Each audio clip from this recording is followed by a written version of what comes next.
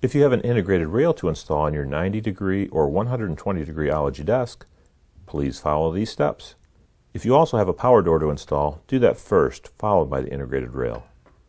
Add a cantilever bracket to each frame tube near the corner leg by sliding the open end around the frame tube. Insert a rectangular clamp bar into the opening in the end of each bracket and secure using 2 hex screws and a 5mm Allen wrench or bit. Press on the end cap detail. You should hear a click.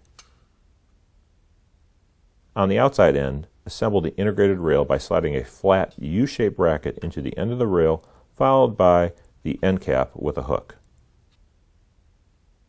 Next, using 2 10mm box screws, screw the integrated rail bracket to the integrated rail by going through the end cap into the U-shaped bracket.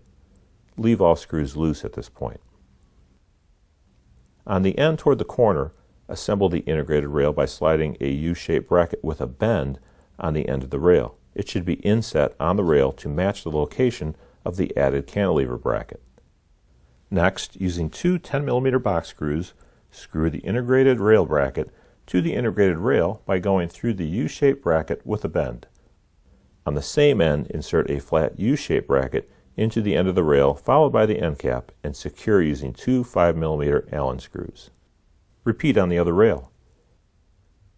Secure the first integrated rail by attaching one integrated rail bracket to the cantilever of the leg assembly and the other integrated rail bracket to the cantilever near the corner.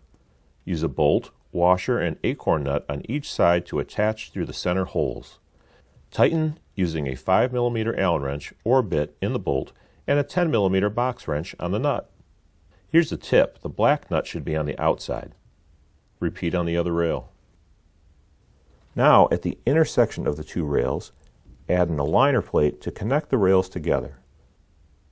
Secure using 2 4mm Allen screws.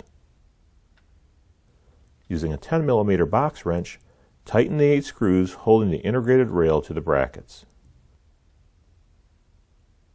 Finally, add the provided set screws to the underside of the rails using a 3mm Allen wrench or bit.